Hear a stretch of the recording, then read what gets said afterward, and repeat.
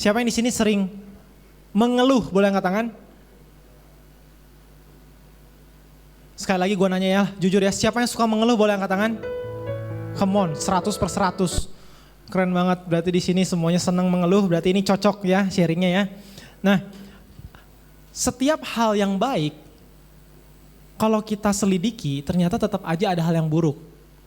Dan menariknya manusia gini teman-teman, waktu ada sedikit aja hal yang buruk, itu jadi alasan yang kuat buat kita buat komplain. Ya. Nah kita lihat nih, contoh yang sering terjadi adalah waktu kita ngelihat teman kita udah punya pasangan, kita belum. Teman kita udah punya pasangan, kita belum. Langsung dikomplain. Biasanya komplainnya gini, mentang-mentang udah punya pacar, lupa temen. Mentang-mentang udah punya pacar, gak pernah nongkrong lagi. Udahlah, dunia Selasa mirik berdua. Ya. Selalu ada alasan buat kita untuk komplain. Nah itulah salah satu keahlian dari manusia kan. Yang kedua adalah looks kita misalnya. Ada orang yang kelihatannya lebih oke dari kita menurut penilaian kita nih. Terus kita bilang bahwa ya dia mah enak, gampang dapat pacar. Lihat aja wajahnya seperti itu. Lihat aja penampilannya seperti itu. Lihat aja dia nyetir yang kayak gitu. Semua juga tahu dong yang namanya Honda Brio dan Honda Beat. Honda Jazz dan Honda Vario katanya. Ya pasti gampang dia dapat pasangan. Kita jago banget buat yang namanya komplain. Ya. Dan masih ada banyak lagi yang sering kita komplainin teman-teman. Tentang kondisi keluarga. Misalnya kondisi keluarga kita, orang tua kita kayaknya gak ngerti nih yang namanya Instagram, TikTok. Makanya orang tua kita kolot banget. Masa uang jajan saya kurang? Teman saya tuh 3 kali lipat dari saya loh. Ada banyak hal yang sering kita komplain dari kondisi keluarga. Dari soal duit, dari soal knowledge orang tua kita, gak kekinian dan sebagainya ya. Terus ada banyak lagi yang sering kita komplain. Ya, jalanan ke sini macet. Tadi siapa yang kena macet ke PVJ? Ada? Wah, coba Kenneth tadi di jalan keluar kata-kata apa waktu macet? Oh enggak, keren, tepuk tangan buat Kenneth. Keren, bener atau bohong nih? Biasanya kan macet, itu alasan yang gak mungkin gak marah sih kalau namanya macet. Harus marah. Ya, terus internet slow, marah. Hujan deras, marah, komplain. Temen-temennya gak ngajak main, gak ngajakin ke Lighters, kan katanya ke Lighters tuh keren banget ya, tapi dia gak ngajak. Terus tahu-tahu post di story, wah kita bete, langsung kita bukan benci sama Lighters, benci sama Tuhan. Gawat banget lah. Seringkali kita overreact dengan hal yang terjadi dalam hidup kita teman-teman. Ya, gini, segala sesuatu yang kita latih, itu yang pasti jadi. Dan kalau kita biarin segala sesuatu akan rusak dengan sendirinya. Naturalnya kita emang senang komplain, tapi kalau itu dibiarin bahaya loh. Ya, guru nggak ngerti apa susahnya kayak gini. Itu mah guru nggak layak ngajar. Wah, siapa yang semua gitu tuh di kelas? Itu bahaya banget teman-teman. Ya, mau sesempurna apapun hidup kita, waktu ada celah sedikit itu bisa jadi alasan untuk kita layak komplain. Ya. Komplain itu manusiawi teman-teman, tapi kalau terus menerus komplain, nah ini gaya hidup yang tidak godly. Sejauh ini gue ngomong jelas? Ya, teman-teman boleh simpan handphonenya, kita pelajari firman dengan baik ya teman-teman ya. Nah sekarang pertanyaan sederhana, kenapa sih kita komplain? Kenapa sih? Nah kita lihat ya, karena kita sebenarnya terlalu zoom in sama hidup kita, dan kita zoom out sama yang namanya Tuhan. Kita terlalu zoom in sama kondisi kita. Jadi waktu hidup kita gak comfort sedikit, itu harusnya alasan yang boleh. Kita seperti dapat wewenang untuk komplain, mengeluarkan perkataan yang sia-sia, perkataan yang sebebas-bebasnya. Gue kasih contoh sedikit teman-teman. Waktu gue lihat HP ini ya, nih lihat gue. Waktu gue lihat HP ini, terus kalau gue zoom in terlalu dalam, kira-kira gue bisa ngelihat siapa? Siapa yang bisa gue lihat? Ada nggak? Apa? Cuman bisa lihat HP kan? Nah, kita tuh seringkali terlalu zoom in sama hidup kita. Waktu kita terlalu zoom in sama hidup kita nggak bisa lihat apapun teman-teman. Jujur ya, kalau gue perhatiin handphone gue ini sebenarnya masih oke. Tapi kalau gue zoom in, wah udah retak nih. Zoom in lagi, kayaknya ini juga LCD-nya mulai kotor nih. Langsung pengen ganti. Begitu juga gak hidup kita. Waktu kita lihat orang tua, lihat teman-teman. Pengennya apa? Ganti orang tua. Ganti teman. Lihat gereja, ganti gereja. Lihat komunitas, ganti komunitas. Ya, lihat apapun yang kita zoom in terus ada celahnya dikit. Kita pengennya namanya apa? Ganti. Buang. Yang jelek dibuang. Ada cacat dikit kita buang teman-teman. Ya. Dan yang keluar dari mulut kita itu pasti ngejelek-jelekin yang cacatnya itu. Lupa yang bagusnya. Ini iPhone tuh kayaknya merek handphone yang paling jelek deh di dunia. Gitu. Karena kita ngelihat sesuatunya terlalu zoom in. Ya. Nah, kita lihat Rasul Paulus ngomong di Filipi berkata seperti ini ya. Kita bacain sama-sama yuk. Filipi 2 ayat 14 sampai 15. Yang ini dulu aja. 1, 2, 3. Kerjakanlah segala sesuatu dengan tidak bersungut-sungut atau bertengkar. Nah, maksudnya tuh gini, kalau sekarang yang ada di depan mata teman-teman tadi sekolah di Trimulia, kerjain dengan baik. Teman-teman tadi ada yang sekolah misalnya di Aloysius, kerjain dengan baik, tidak perlu bersungut-sungut. Perhatiin mulut lu, karena mulut lu bisa mengambil hidup orang atau bisa memberi hidup orang. Your mouth can give life or take life. Ya, hati-hati dengan mulut lu. Kerjakanlah dengan tidak bersungut-sungut. Keren mah ayat berikutnya. Nah, kita lihat ayat berikutnya ya. Dengan demikian kalian menunjukkan bahwa kalian adalah anak-anak Allah yang tidak bercela, yang hidup dengan tulus dan benar di tengah-tengah orang jahat dan berdosa. Dan pada waktu kalian menyampaikan kepada mereka berita yang memberi hidup, hendaklah kalian menjadi bagi mereka seperti cahaya yang bersinar menerangi dunia.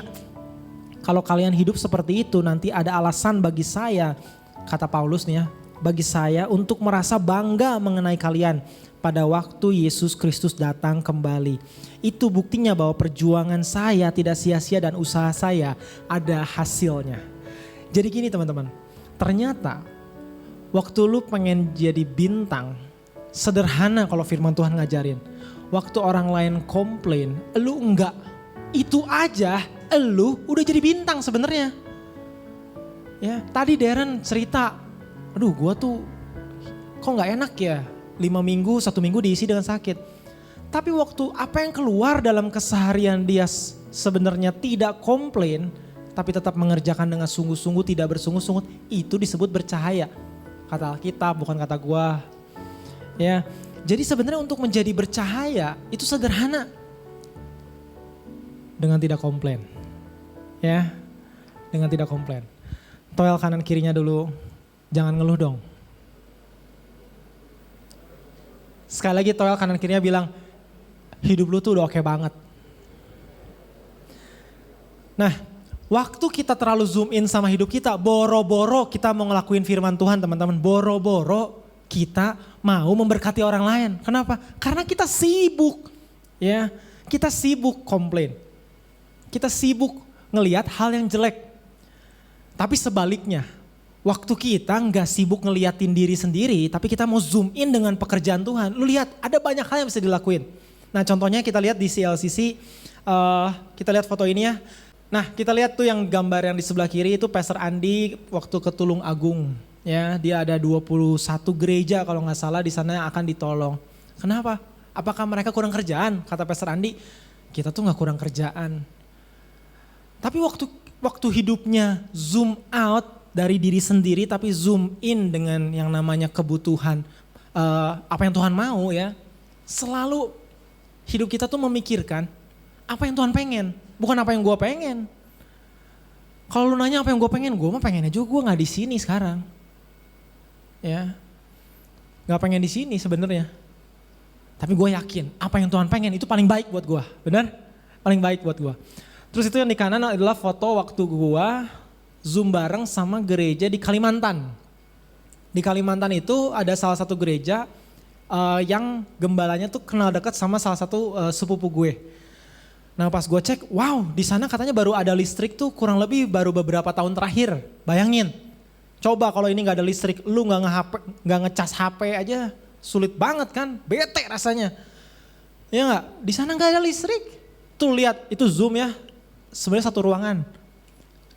Satu handphone beberapa orang. Satu handphone beberapa orang bayangin. Terus itu yang namanya Zoom, gue gak kerasa Zoom, kenapa? Berisik banget. Ngek-ngok suaranya feedback, gak ngerti mereka cara mainnya. Tapi sederhana, waktu mereka sebenarnya haus sama firman, ngumpul loh. Gue cuma ngomong, Pak saya mau ngasih semangat aja di sana biar di sana semangat pelayanan, semangat komsel, semangat bergereja. Oh ya siap, kami kumpulkan semua ya. Terus dia bilang terima kasih ya ada sesuatu yang baru buat kami. Ya, waktu kita zoom in sama apa yang Tuhan mau dan zoom out sama diri sendiri, lu bisa mulai mikirin orang lain. Lu gak jadi orang yang eksklusif pengennya sendiri-sendiri doang. Lu gak jadi orang yang tanda kutip ya, sorry ya gue pakai kata-kata ini. Manja, tau gak, lembek, manja, sulit. Makanya banyak kena mental health, banyak manja, ngeliatin diri sendiri terus nih. Ini kenapa ya kacanya ya? Aduh pusing, aduh aku gak bisa tidur kayaknya. Aduh aku gak bisa tidur deh. Makanya kenapa stres? Coba pikirin apa yang Tuhan mau. Waktu kita pikirin apa yang Tuhan mau, kita gak ada waktu buat komplain. Kenapa? Ada banyak hal yang Tuhan udah siapin buat kita, amin? Oke, next. Jadi bagaimana kalau kita menghadapi problem? Nah, waktu menghadapi problem kita lihat ada tabel ini ya. Nah, waktu kita menghadapi problem sebenarnya sederhana. Ini logik aja sih berpikirnya teman-teman. Jadi kalau situasi nomor 1, kira-kira kondisinya bisa berubah, yang bisa kita lakuin ya do something. Kalau kita rasa kondisi hidup kita ini bisa diperbaharui, bisa berubah, ya lakukan sebuah aksi, bener gak? Lakukan sebuah aksi untuk mengubah kondisi dong. Kalau misalnya metodenya kira-kira gak sempurna, ya ganti metodenya. Nomor 1 lihat kan, change the method. Ya, do something. Kalau lu ngerasa kayaknya situasinya bisa berubah. Contoh, kita di Lighters. Ya, mungkin tim MM, tim operasional ngerasain banget ya gimana kita dalam 3 bulan terakhir ini perjuangannya ya. Colin, Alicia di sini semua ya. Hagen, Stanley. Melajari lagi ruangannya, kita kainnya diperbaiki lagi. Karena kita ngerasa kayaknya harus do something nih. Online terus kayaknya anak-anak remaja mah off cam tidur. Di sekolah juga gitu kan. Terus do something yuk. Dan hari ini menurut gue progresnya luar biasa banget.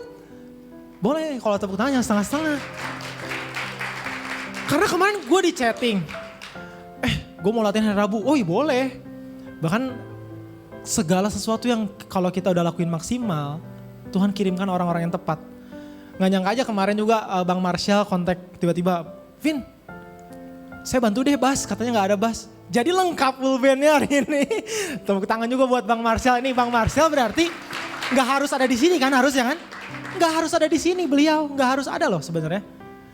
Gak harus ada. Ya dia di sini sebenarnya untuk support seluruh sound di CLCC. Tapi tadi dia main bass. Ya. Waktu kita bisa do something. Do something. Make sure lu udah lakuin yang terbaik. Jangan make sure lu udah komplain yang terbaik. Tapi make sure lu udah lakuin yang terbaik dulu. Change the method kalau metodenya salah. Ya sekarang kita mau sama-sama berdoa kan. Ya nanti abis ini persembahan sumbang ya supaya proyektor naik ke atas. Ini bingung lihat tuh gimana ini. Ya. Kedua kalau situasinya emang gak bisa berubah. Mutlak. Gak ada yang bisa rubah orang tua. Gak ada yang bisa rubah yang namanya nama saya juga gak bisa rubah sih. Saya gak bisa rubah ras saya gak bisa rubah ekonomi keluarga orang tua gue. Cara kerja orang tua gue gak bisa rubah. Akhirnya gimana? Change perspektif. Rubah perspektif lu. Percaya, dalam setiap limitation, ada Tuhan yang unlimited hadir dalam hidup teman-teman, amin. Dalam setiap hal yang benar-benar limited, God yang unlimited, itu punya rencana yang besar untuk mengubah apa? Bukan kondisi teman-teman, tapi perspektif. Dan hati teman-teman semua, benar? Dan yang kedua adalah atur yang namanya ekspektasi kita. Waktu kita tahu bahwa masalah ini gak bisa berubah, di luar kontrol. Segala sesuatu yang di luar kontrol, yang bisa dirubah cuma apa? Ekspektasi kita. Ya, make sure waktu ngadapin sesuatu yang benar-benar gak bisa dikontrol, tenang, Karena God is in control. Amin. Oke. Nah, terakhir kita lihat dari hidupnya Rasul Paulus ya. Gue pengen cerita dikit dari hidupnya Rasul Paulus. Kita lihat Filipi 2 ayat 17 sampai 18. Mungkin saya akan dibunuh dan darahku menjadi seperti kurban curahan di atas apa yang kalian persembahkan kepada Allah sebagai tanda bahwa kalian percaya kepadanya. Rasul Paulus ngomong gitu, mungkin saya akan dibunuh katanya. Mungkin saya akan mati katanya. Kalau memang itu harus demikian, saya bersyukur. Ini aneh ya, orang mati tapi bersyukur. Atas hal itu dan turut bergembira dengan kalian. Begitu juga hendaknya kalian pun merasa senang dan turut bergembira dengan saya. Teman-teman gini, siapa yang pernah nonton film ini? Di Netflix ada? Siapa yang ada Netflix? Gue tanya ulang, siapa yang ada Netflix boleh angkat tangan? Ya, hampir semua. Jadi PR dari Lighters nonton film ini ya. Jadi tadi ayat tadi itu menggambarkan cerita di film ini. Rasul Paulus itu mengalami cinta Tuhan sampai harus mau dibunuh. Dibunuhnya karena difitnah, dianiaya, gak enak. Kenapa tahu gak sih? Karena dia ikut Tuhan. Kalau dia gak ikut Tuhan, kalau dia gak kenal Tuhan, dia aman sebenarnya. Aman banget.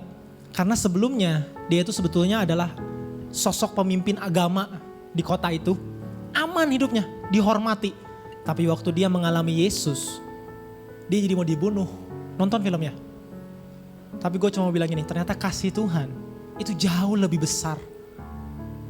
Lebih nikmat daripada sekedar yang namanya dianiaya. Dia tahu bahwa penderitaan dia gak sebanding dengan kemuliaan yang akan dia dapat, teman-teman. Ya. Kenapa dia bisa gitu sih? Gue tuh berpikir kenapa dia gak bela aja ya. Gak coba berdiri gitu. Lawan kekerasan kalau mau dibunuh. Kenapa ya? Sederhana. Slide terakhir gue. Karena we are not the center of the story. But Jesus is the center of our story. Paulus tahu bahwa center of the story itu bukannya dia. Sama Lighters juga center of the story itu bukan elu. Bukan segimana ini bisa rame, bukan CLCC. Tapi Yesus, bukan kita, bukan gua. Gue berharap buat teman-teman yang melayani capek-capekan dari hari Rabu di multimedia, liatin belajar lighting sampai gue inget banget nambah-nambah waktu kan. Senternya bukan supaya ini semua doang berhasil, tapi biar semua bisa berjumpa dengan namanya Yesus. Udah slide terakhir. Next slide. Gak ada. Ya, Yesus itu pusat hidup kita, teman-teman. Ya.